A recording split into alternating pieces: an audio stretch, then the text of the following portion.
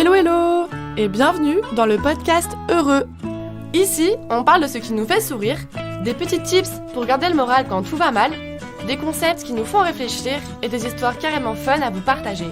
S'il y a des jours où t'as l'impression que l'humanité part complètement en vrille, rejoins ta plateforme de podcast préférée et écoute-nous. On a des tonnes d'infos hyper positives à te partager. Aujourd'hui, c'est Caro dans le podcast Heureux et je voulais vous parler un peu de moi. Parfois, je me sens différente. Enfin bon, comme tout le monde. Je fais des études qui me plaisent, enfin un jour sur deux. J'essaye de bien manger, mais bon, plus c'est bio, plus c'est cher. Alors je compense par le sport, mais bon, une semaine sur deux. Bref, ça me déprime, alors je sors et je vois mes potes. Sauf qu'après, j'ai plus d'argent. Je pourrais juste marcher et me balader, mais à quoi bon ? Dehors, le ciel est gris quand il ne pleut pas. Pourquoi toutes ces excuses ? Pourquoi c'est si difficile d'être heureux ? Pourquoi j'envie les gens qui le sont ? Alors voilà, aujourd'hui je suis avec la voix d'Alex. On a 21 ans, on habite dans une grande ville tous les deux, on fait des études, on aime sortir et voir nos potes, bref, rien de très original. Mais finalement, on est un peu comme toute une génération, et c'est peut-être ça qui pourrait t'intéresser. On veut savoir comment être plus heureux, et si ça marche pour nous, alors pourquoi pas toi ?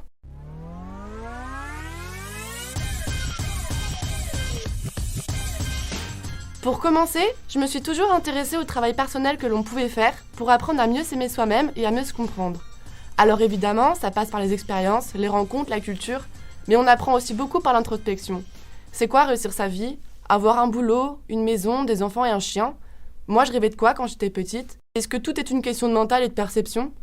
Et puis, avec tout ce marketing autour du bien-être, franchement, il y a de quoi s'y perdre. J'ai commencé par me demander ce qui me rendait vraiment heureuse. Bon, la montagne, quand il neige, super, j'y vais 2 semaines par an. Les Uber Eats, comme mon solde n'est pas encore négatif. Les barbecues compliqués quand on vit en appartement. Ou encore mon anniversaire, 1 fois par an. Bref, rien de tout ça applicable tous les jours. Alors que nous reste-t-il sinon nous et notre esprit ? Que ça justement. Il y a quelques mois, les jours ont commencé à rétrécir, le froid à nous envahir et les sourires à disparaître. Je parle ici de la dépression saisonnière. Cherchant un subterfuge pour pallier à ce chagrin d'hiver que je croyais personnel mais qui est d'un impact carrément sociétal, j'ai parcouru quelques librairies jusqu'à tomber sur un livre, un des must-have du développement personnel. Les 4 accords Toltec de Miguel Ruiz. 1. Que votre parole soit impeccable. Parlez avec intégrité. Ne dites que ce que vous pensez. N'utilisez pas la parole contre vous, ni pour médire d'autrui.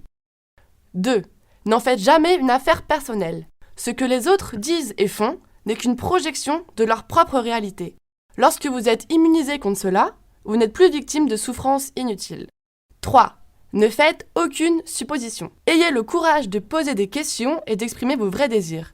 Communiquez clairement avec les autres pour éviter tristesse, malentendus et drama. Waouh, ok, y a du boulot. 4. Faites toujours de votre mieux. Votre mieux change d'instant en instant. Quelles que soient les circonstances, faites simplement de votre mieux et vous éviterez de vous juger. Ces 4 principes visent à briser nos croyances limitatives, celles qu'en gros on développe depuis l'enfance et en fait qui modifient la réalité et qui nous maintiennent dans cette souffrance. Vous savez les fameuses phrases qui martèlent nos têtes à coups de « je dois réussir »,« oh elle m'a lâché un vu, c'est sûr qu'elle m'aime pas », ou encore « oh ils s'attendent à un truc de fou et ils verront que je suis nulle ». Et j'en passe des vertes et des pas mûres. Je vous mentirais si je vous disais que j'applique ces 4 principes au quotidien du matin jusqu'au soir. Que nenni, loin de moi cette idée, jamais un jour ne s'est passé où j'ai respecté les 4. Mais, en le définissant comme un objectif, j'ai un but qui, je le sais, me permet de devenir meilleur chaque jour et franchement, cette idée me plaît bien. Le matin, je me lève et je me dis « Ok, today, je fais de mon mieux ». Et une fois au bureau, alors que la flemme envahit tout l'espace de mon corps et se concentre particulièrement sur les neurones, je me dis « Stop Caro, remember le Toltec et hop là, un petit coup de pêche ». Bref, tout ça pour vous dire qu'il est important de définir un objectif. Un sur le court terme, par exemple, ça va être un accord Toltec que je vais respecter toute la journée, et un sur le long terme. Donc en fait, avec l'accumulation de tous ces petits objectifs, je voudrais devenir une meilleure version de moi-même. Cela te donne une bonne raison de te lever le matin, même les lundis.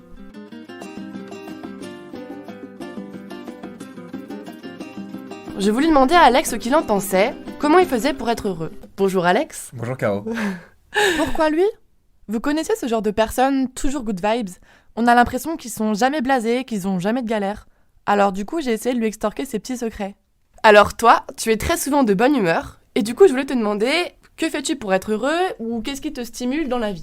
Merci beaucoup pour cette question. La plupart du temps, ce qui me rend heureux, c'est de choisir ce que je veux être aujourd'hui. Hier, j'ai créé quelque chose, j'ai bien travaillé, j'ai été efficace au bureau, je suis rentré chez moi, je suis allé au sport, j'ai fait ce que je voulais de la journée d'hier.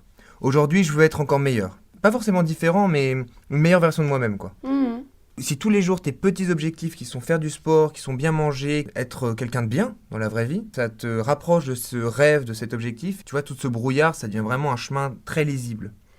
Et c'est quoi ce que tu mets genre physiquement en place, genre pratiquement en place, en plus de la pensée que tu essaies de garder? Alors, déjà, c'est le matin, dès que tu te réveilles, c'est l'envie de te dire aujourd'hui, ça va être une bonne journée. Peu importe ce qui se passe, tu vois. J'ai peut-être pas très bien dormi la nuit dernière, mais là, ce matin, je viens de me réveiller, je viens de prendre ma douche, je me suis mis un petit son, tu vois. Là, en ce moment, c'est l'album d'Angèle. Et la journée, elle commence bien, parce que je suis heureux, tu vois. J'ai souri, j'ai parlé avec mes colocs, j'ai parlé avec des amis. C'est pas sorcier, évidemment, il y a toujours des moments où ça va pas, et parfois tu loupes ton train, parfois tu te réveilles trop tard. Mais bon, c'est la vie, et rien de grave, donc c'est aussi un bonheur en soi. Ensuite, tu me demandais les choses physiquement, ce que je fais. Moi, je fais beaucoup de sport. Je sais que c'est quelque chose qui, je pense, permet de me contrôler aussi ma manière de réfléchir, tu vois. Je pense que c'est aussi un moment dans ta journée où tu te concentres uniquement sur toi, tu vois, où tu as ton casque avec de la musique, ton objectif musculaire, en tout cas pour moi, mais surtout l'envie de recentrer un petit peu tes pensées. Petit disclaimer pour tous les rageux du sport. Alors ouais, ça aide, mais c'est pas le seul truc qui vous rendra heureux. De toute façon, c'est même pas écrit dans la pyramide de Maslow. Enfin, si encore on peut se baser sur une étude qui s'est limitée à celle des collègues d'Abraham Maslow. Mais ça veut dire que du coup, tu vas reprendre tes pensées et les analyser, ou justement, totalement te délaisser de ce flot de pensées incessant qui remue un peu tes méninges. Ouais, mes méninges de journée. J'aurais plutôt à dire, quand tu commences une séance de sport, justement, c'est l'objectif de te vider la tête. Et c'est vrai, je trouve que c'est une bonne analogie, tu vois, tu te vides la tête. Mais au-delà de ça, après, il y a le côté physique où évidemment, le sport, ça te permet de lâcher des endorphines, ça permet de respirer aussi, quand tu sues, quand tu respires vraiment, quoi. C'est des vrais exercices de méditation, en fait, à côté de ça. Je peux donner quelques conseils à nos auditeurs et puis en parler avec toi. C'est aussi l'envie de rentrer chez soi le soir, qui sont en général les moments où on se sent un petit peu seul, un peu perdu, et en ayant toujours quelque chose à faire. C'est bien aussi de se dire que tu peux avoir une journée complète et pas forcément se laisser aller. C'est bien de se laisser aller parfois, c'est bien d'oublier un petit peu. Mais avoir quelque chose à faire, ça te permet aussi de construire quelque chose sur toi-même. Et du coup de construire un bonheur. Parce que le bonheur, c'est pas d'un claquement de doigts, ça arrive jamais comme ça. C'est une construction hyper complexe, tu vois. Genre par exemple, c'est pas sortir d'une journée de boulot et de dire bon j'ai fini ma journée de boulot, la journée est terminée. Ouais, c'est ça. Ouais. T'as toujours, à part quand tu dors, et même quand tu dors, tu rêves, donc tu es toujours en activité. Ouais, je trouve que c'est important de se fixer toujours des objectifs, même après une dure journée de travail, après des moments qui sont régulés dans ta vie, qui sont obligatoires. C'est bien aussi de s'en donner à soi-même, tu vois. La certitude, je trouve que ça crée le bonheur aussi. Tu vois, l'incertitude et le brouillard, forcément, ça te crée un peu de stress, ça te crée de la désillusion parfois. Donc ça, je trouve que c'est aussi un frein au bonheur. Et je te dis ça parce que moi, il y a une phrase que j'aime beaucoup sur l'idée d'imaginer son présent au jour le jour. C'est hier est derrière, demain est un mystère, mais aujourd'hui est un cadeau. C'est pour ça qu'on l'appelle le présent. Et c'est une belle phrase en vrai, je trouve que c'est une belle phrase. Tu vois, hier, t'étais peut-être quelqu'un de complètement différent et puis c'est tant pis, tu vois. C'est comme ça. Demain, il peut arriver 1000 choses, tu vois. On est loin d'imaginer notre demain, notre futur proche, quoi. Mais aujourd'hui, tu la vis à 100%, quoi. Et tous les jours, c'est 100%. C'est vraiment un escalier, tu vois. Mais t'as l'impression que t'arrives à l'appliquer, ça, justement? Te dire, genre, aujourd'hui et demain, on sait pas de quoi est fait demain, quoi. Ouais, alors bien sûr, là, c'est beaucoup de phrases, là, c'est un échange qu'on a.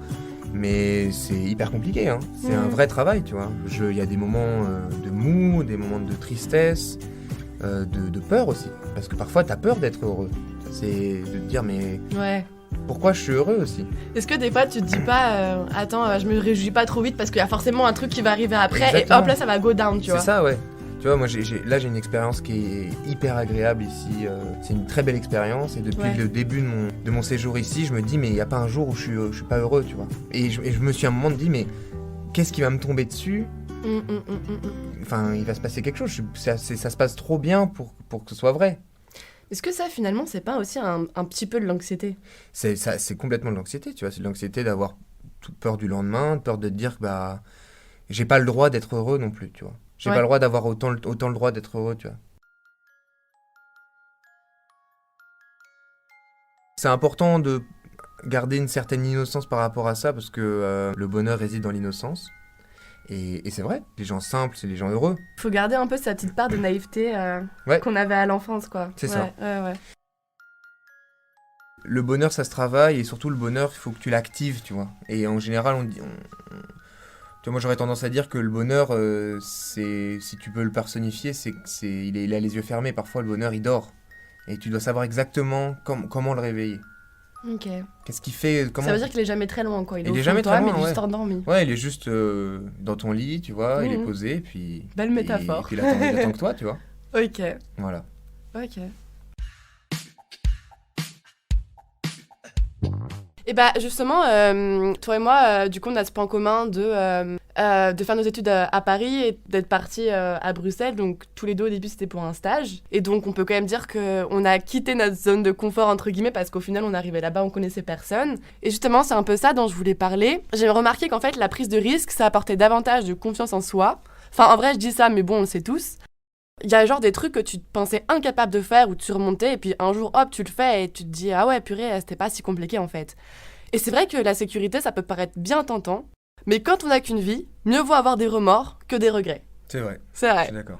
Et du coup, bah voilà, en voyageant par exemple, tu fais des nouvelles rencontres que tu n'aurais jamais eu la chance de connaître en restant au fond de ton lit. Tu apprends aussi une autre culture, une autre langue qui te forge une ouverture d'esprit au monde. Donc au final, c'est un bénéfice intellectuel de ouf pour un max de souvenirs. Et puis retenez bien ça les amis, le positif attire toujours le positif. Merci Alex pour ton intervention. Merci Caro de m'avoir invité. On se rejoint bientôt pour plein de nouveaux épisodes du podcast Heureux sur votre plateforme d'écoute préférée.